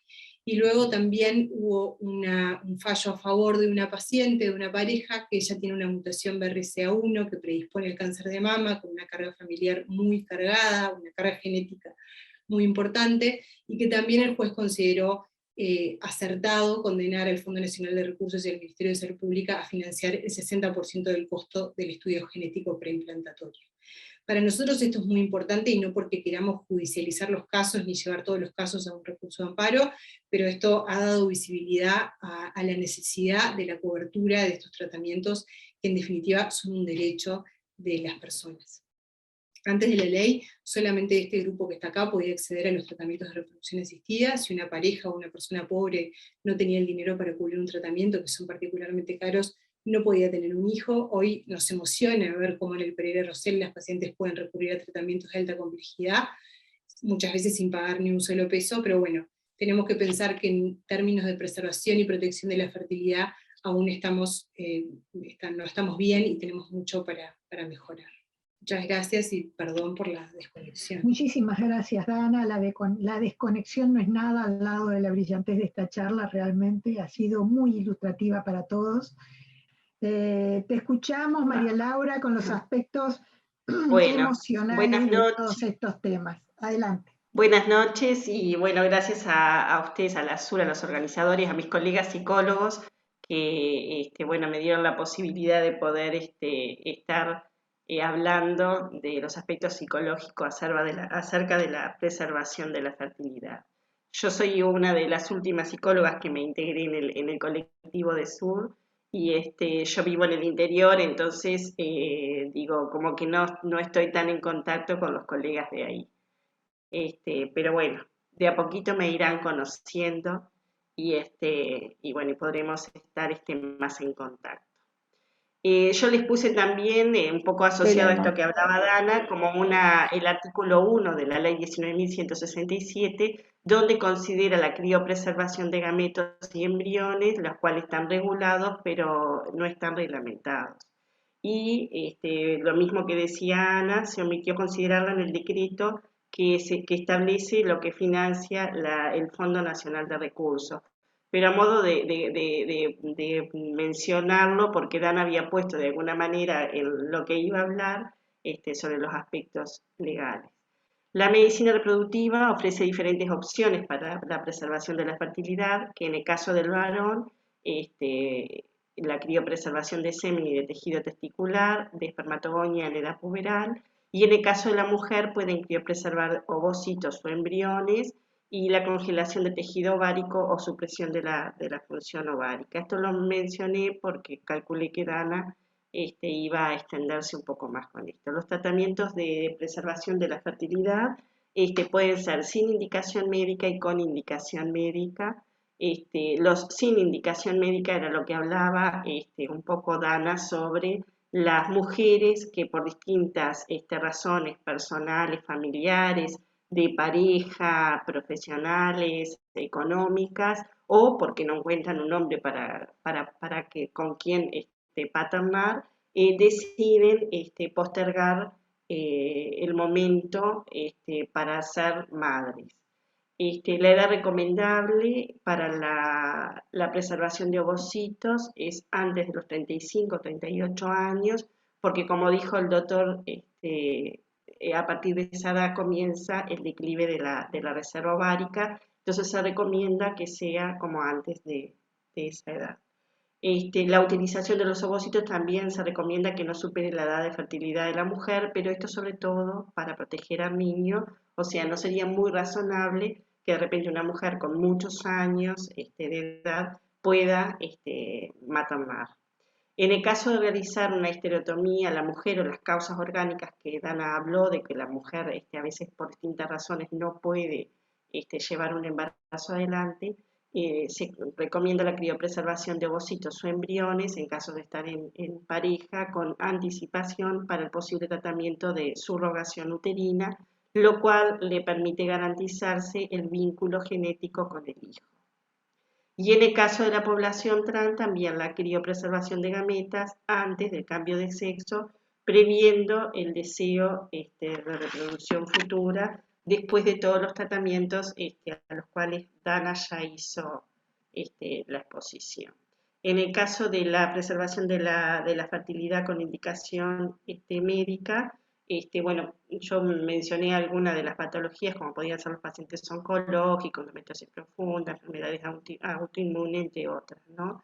Lo que nosotros vemos acá, que lo que puede motivar para la preservación de la fertilidad, es que el impacto psicológico que sufre la persona por el diagnóstico del cáncer se le agrega la amenaza de la pérdida de la fertilidad, que es una recomendación que se hace a los médicos, sobre todo los oncólogos, porque a causa de recibir tratamientos citotóxicos como la quimioterapia o la radioterapia, por ejemplo, pueden perder su fertilidad. Entonces, como ya lo explicó el doctor de la Fuente, y la posibilidad de ser madre o padre se vive como muy esperanzador y a su vez es un impacto positivo sobre el psiquismo de la persona, ¿no? Está ya comprobado científicamente y se ha evaluado a muchas de las embarazadas, que de las pacientes con cáncer que tienen como objetivo ser madre, se viven como mucho más normales. Ahí se aúna el concepto de salud maternidad. También sabemos que con los avances de la medicina, perdón, se logra mejor tratamiento para el cáncer y por lo tanto se logra post-tratamiento de cáncer una mejor calidad de vida en estos pacientes y más supervivientes. Entonces es otra de las causas, de las motivaciones que tiene un paciente para poder proteger su fertilidad. Y otra cosa que le permite a las personas conservar el vínculo genético con su hijo, que es muy importante.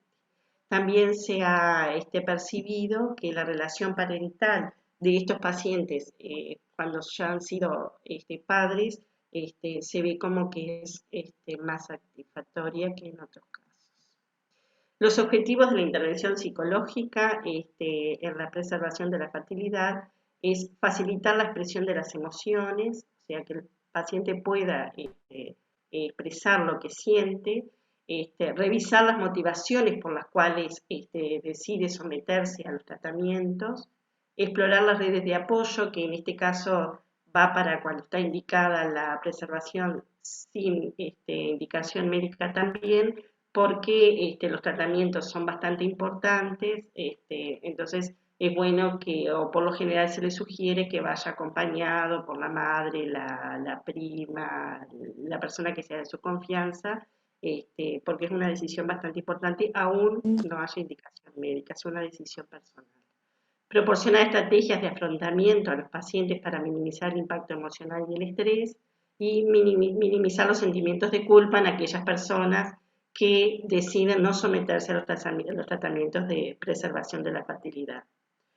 Es muy importante para nosotros ayudar a los pacientes en la toma de decisiones, para esto debemos de fortalecer disculpen, la provisión de información y ejercicios de clarificación de valor, que en la próxima diapo les muestro un poco cómo es que trabajamos.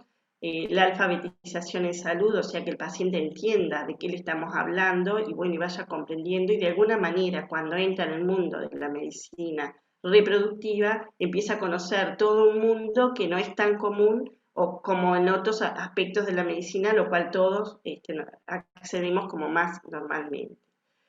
Tratamos que la decisión sea lo más individualizada posible y tenemos en cuenta la historia del paciente. Cuando apoyamos la decisión basada en valores, tratamos de que puedan resolver y minimizar los conflictos el arrepentimiento y el momento de tomar una decisión. No es cualquier momento en que el paciente puede tomar una decisión. Se le incrementa, tratamos de fortalecer los temas como referente al conocimiento y la satisfacción de la decisión. O sea, que el paciente sepa bien a qué se enfrenta cuando toma esta decisión.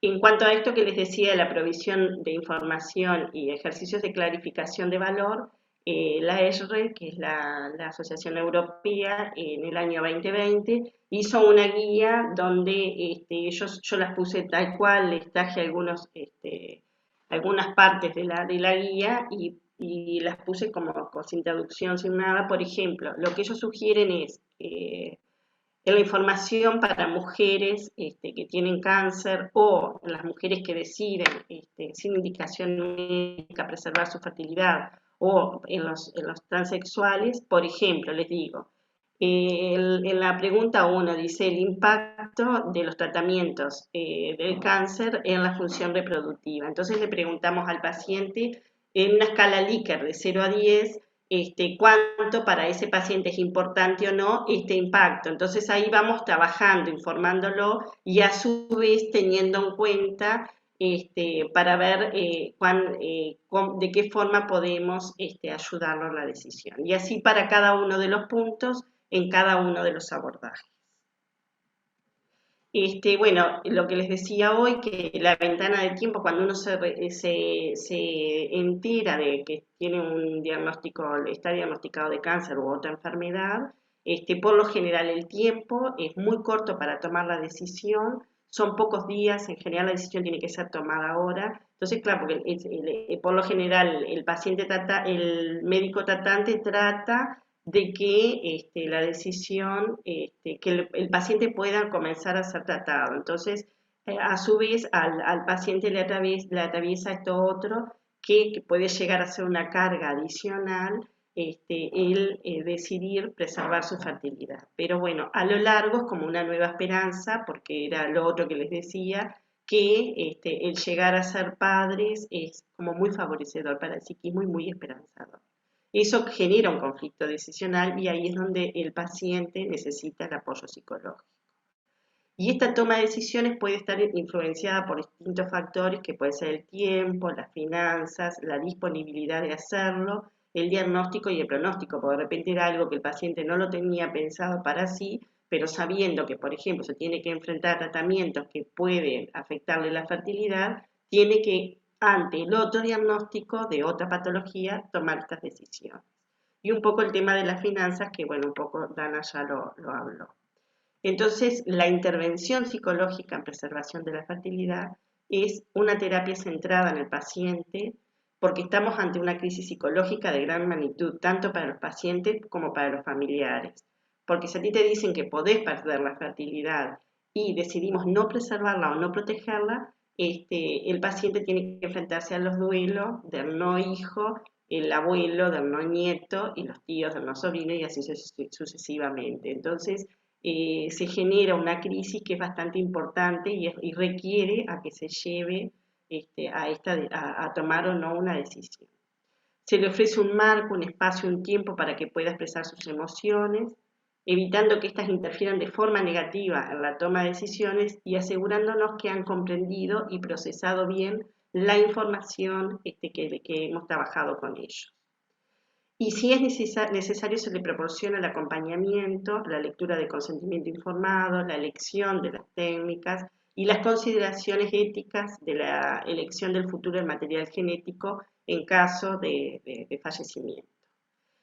Y al momento de llevar a cabo el embarazo es importante que el paciente cuente con acompañamiento psicológico después de haber transitado todos estos procesos.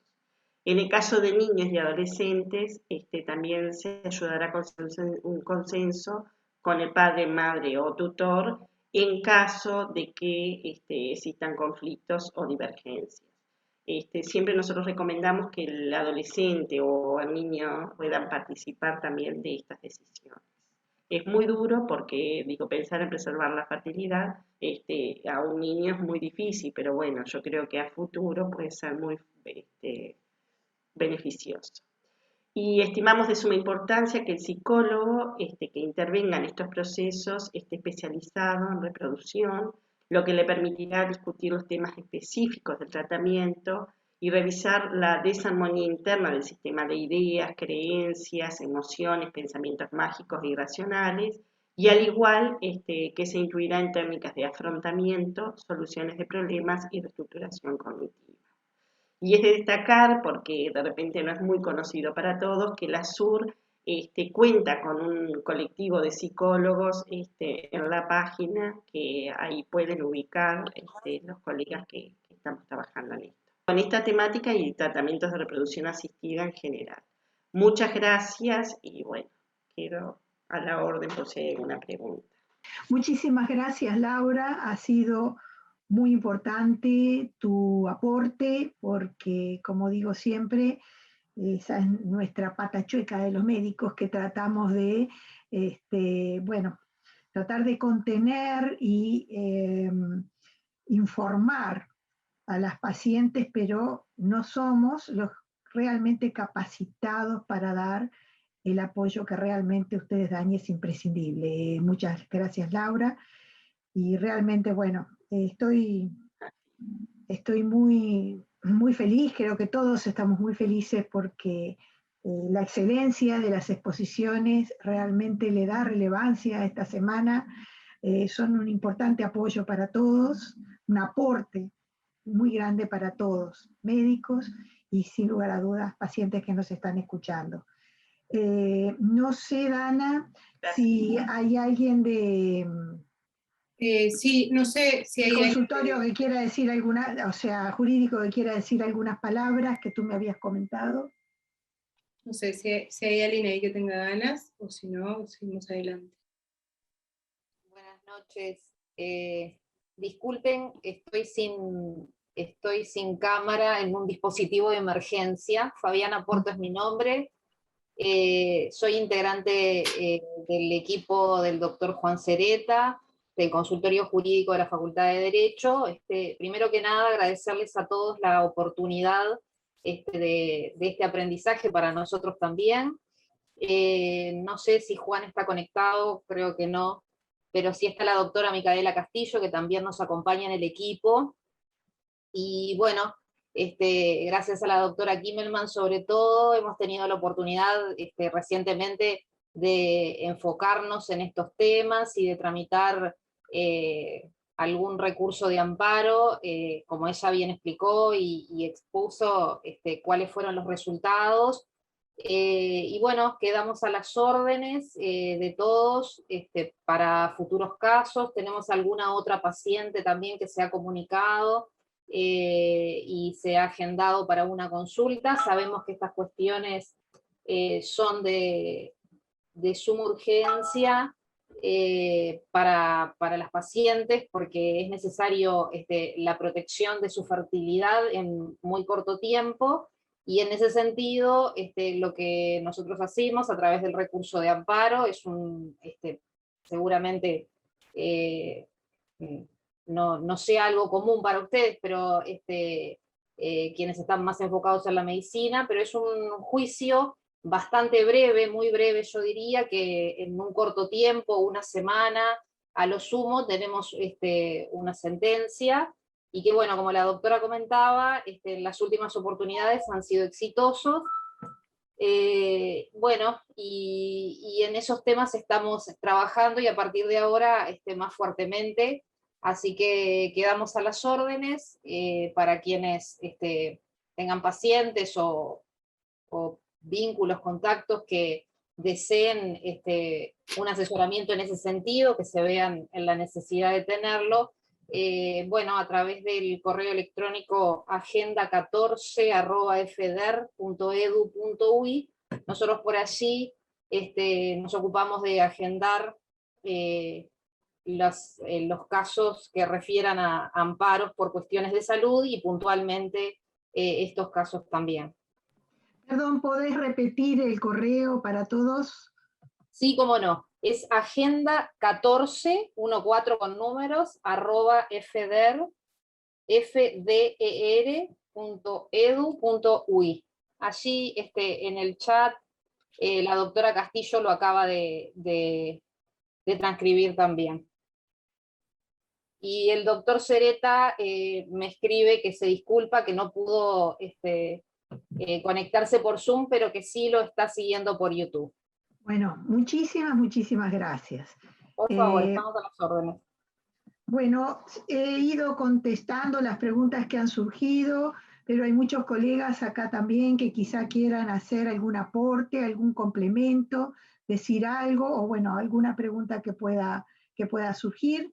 Está abierto el chat. Buenas noches, ¿cómo estás? Primero felicitar a todos, que ha sido excelente las presentaciones, y solamente un comentario para una parte de la charla de Dana con respecto a la subrogación de útero, que cada procedimiento que se realice de ese tipo de tratamiento debe pasar por la evaluación de la Comisión Honoraria de Reproducción Asistida, a la cual, bueno, ambas nosotros participamos. Y que con respecto a la ley, desde el 2015, que se empezó a aplicar la ley, hasta ahora se han presentado 9 casos, según lo que tengo entendido, y solo uno fue aprobado. Así que sí habrá que hacer modificaciones realmente, ¿no? Era solamente eso, bueno, y felicitarlos a todos porque estuvo muy bueno. Sí, y hemos vivido y sufrido algunos de los casos que se ha presentado. Sin duda. Lidia. Buenas noches. Bueno, excelente las charlas, las 3 realmente. Temas difíciles, ¿verdad? Uno por candente y actual, el que tocó Gabriel, por toda la problemática, el miedo, la situación sanitaria que estamos viviendo, cómo lo viven los pacientes, ¿verdad? Muy interesante. Y el de Dana, un tema demasiado grande para tocarlo, demasiados temas para tocarlos en un ratito, y lo hizo de una forma excepcional realmente, por la profundidad y por la seriedad en que tocó esos temas. Y por supuesto que la visión de la psicóloga aportándonos, Laura, una mirada, ¿verdad?, diferente, que a nosotros nos complementa, esa pata siempre nos falta. Así que es una felicitación, pero yo creo que en este momento aprovechar estos 2 recursos de amparo, la Semana de la Fertilidad, es como que se nos dieron muchas cosas como para poder impulsar más y mejores derechos reproductivos. Yo creo que la SUR tiene que tomarse esa bandera nuevamente, porque nunca la dejamos, ¿verdad? Pero es momento, me parece, de volver a hacer el impulso, volver a ir al Fondo Nacional de Recursos, porque muchas cosas se van a solucionar con un decreto, y otras necesitan una revisión de la ley, que son, por ejemplo, la subrogación uterina. La ley se promulga en el año 17 y los derechos de género fueron más tarde, y entonces quedaron totalmente desfasados. Y si se hubiera hecho al revés, seguramente cuando se habla de la subrogación se tenía que haber tenido en cuenta la pareja de varones, y entonces tendría que haber sido abrir un poco más la mente. Creo que ha cambiado mucho la sociedad en poco tiempo con respecto a eso, y las nuevas formas de familias han evolucionado, y a nosotros capaz, en otros países seguramente llegaron antes, pero a nosotros las adoptamos y las vemos con total normalidad y beneplácito, cosa que hace 30 años atrás no existía, ¿verdad? Y entonces creo que los cambios sociales, a veces las leyes demoran demasiado tiempo a compasarse a los cambios sociales. Fíjense que la ley de reproducción asistida estuvo 25 años en el Parlamento para aprobarse, 25 años. Entonces, ahora, cuando querían prohibir la subrogación de útero, dijimos, no, prohibida no.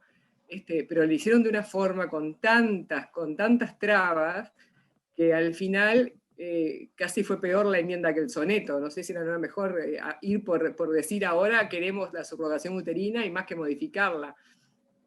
Pero bueno, estamos frente a esto y tenemos que ir por más y mejores derechos reproductivos. Tenemos una ley excepcional, es un ejemplo en América Latina. Hay muchísimos pacientes que solo gracias a esta ley pudieron acceder a estos tratamientos, pero estamos en este momento evaluando de que necesitamos más y que tenemos que ir por ellos. Así que yo creo que la SUR debe mandarse con esto, y las charlas de hoy fueron excepcionales como un disparador, porque hay muchas personas, hay personas que no son de la medicina escuchándonos, hay pacientes, que es a los que queremos llegar, ¿verdad? Y del colectivo de pacientes y del colectivo médico es que se consigue que estas cosas cambien. Porque si no, si son empujones de a uno, no sirven, ¿verdad?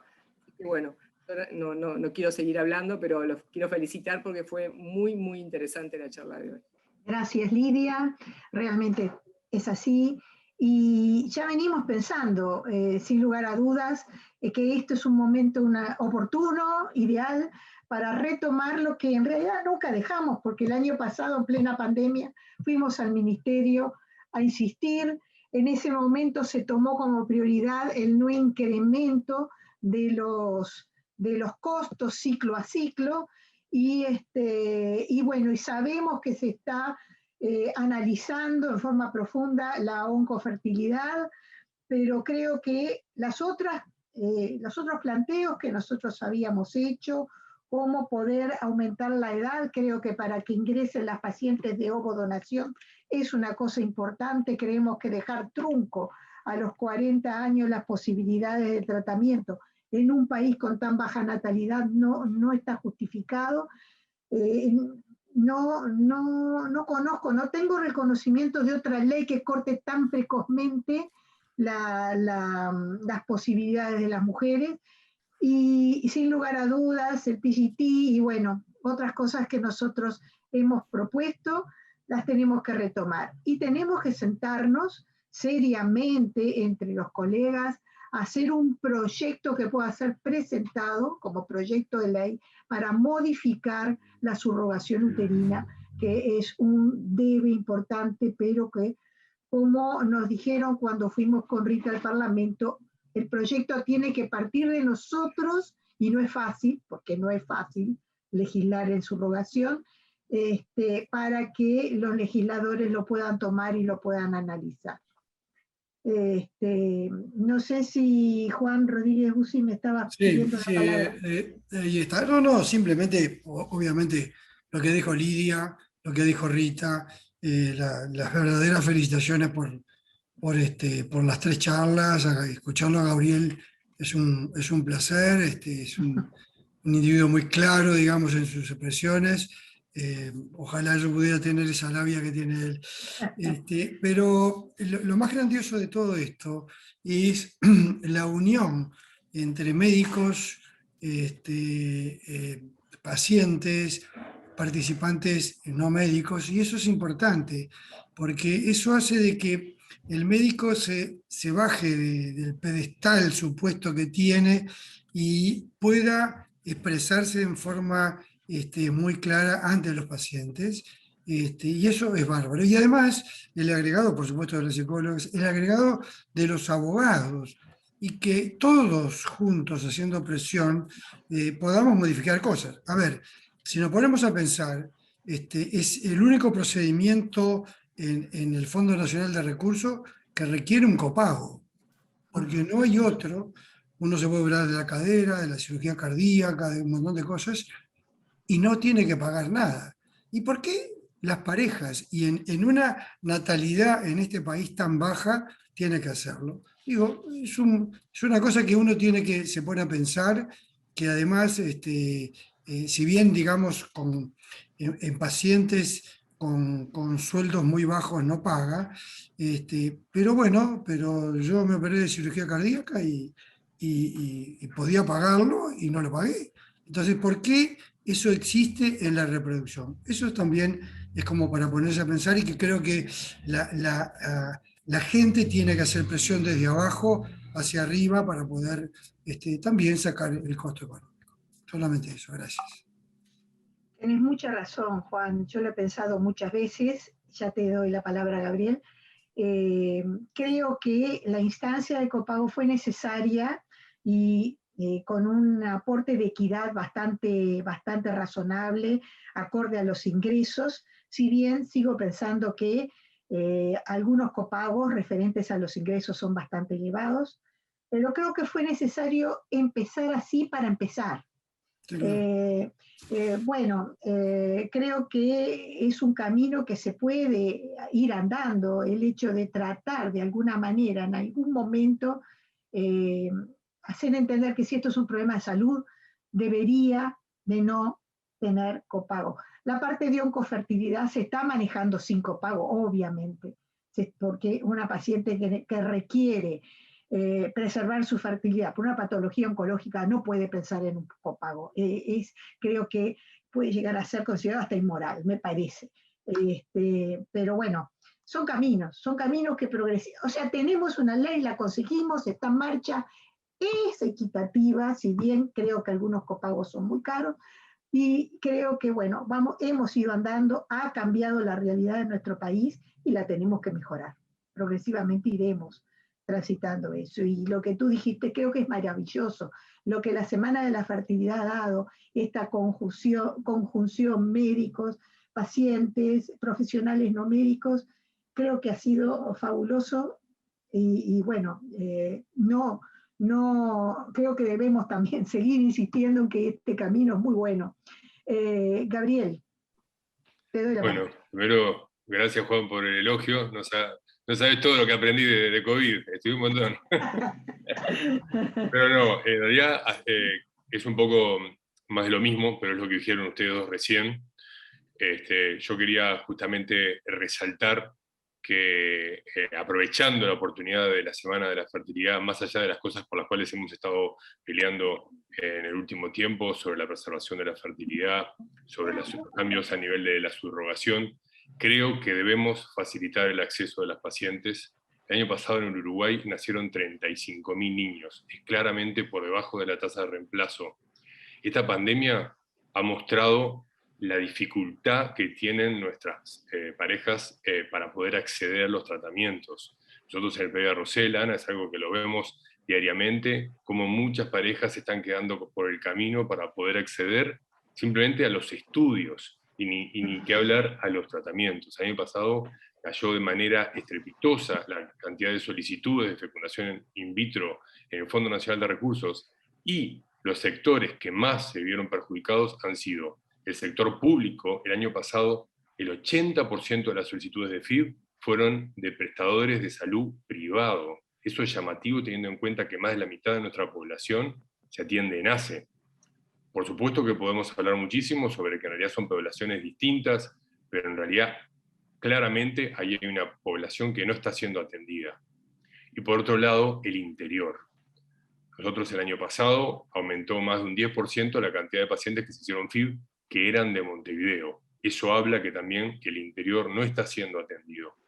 En ese sentido, como decía Juan, yo me pregunto si a esta altura como sociedad no deberíamos de plantearnos si en realidad no es más que un gasto, una inversión, que los copagos, sobre todo de los sectores medios, desaparezcan o bajen. Porque hemos visto que efectivamente en los sectores de recursos muy bajos no tienen que copagar, pero de ingresos medios, que son medios bajos en realidad, el primer copago es excesivamente alto. Y eso quizás es algo que debamos también replantearnos si no corresponde pelear para que haya alguna modificación a ese nivel. Sin lugar a dudas que sí. Sin lugar a dudas que sí. Acá, Gabriel, capaz que podés contestar esta pregunta, que bueno, que es clara, pero muchas pacientes tienen mucha angustia con esto. Dice, respecto a todos los estudios necesarios que debemos hacernos para poder empezar el seguimiento folicular, muchos que debido a esta pandemia se han postergado y como todos sabemos tienen un tiempo de validez, ¿qué podemos o qué debemos hacer al respecto? ¿Ir viendo y renovando por cuenta propia o esperar a que empiecen con presencialidad para retomar y renovar todo? Agradezco la respuesta. Qué difícil, en realidad lo ideal sería que pudiera hacer los estudios a través de su prestador de salud, ¿no? Claro. Es lo ideal, pero bueno, si eso no es una opción, el Fondo Nacional de Recursos va a aceptar los estudios independientemente de dónde sean. Lo que sí es que tienen que estar actualizados. Y en alguna situación muy excepcional, yo sé que también en realidad el Fondo Nacional de Recursos ha sido en realidad un poco más generoso respecto a esto en estos últimos tiempos, respecto a aceptar estudios que a veces no siempre tengan exactamente menos de 6 meses. Lo mismo para aquellas parejas que la mujer ha cumplido 40 años durante la pandemia y hemos visto que alguna situación muy excepcional también han permitido que ingresara a la carpeta si se ha demostrado que en realidad no pudo realizarse los estudios en tiempo y forma por la pandemia. han sido más tolerantes. Sí. Han sido más tolerantes. Bueno, hemos terminado. Muchas gracias a todos. Sin lugar a dudas, gracias a los expositores y a todos los presentes, sin los cuales esto no podría ser una realidad. Nos vemos mañana, nuevamente, mañana 19:30, porque está el partido de Uruguay y ojalá tengamos suerte. Nos vemos hasta mañana y muchas gracias.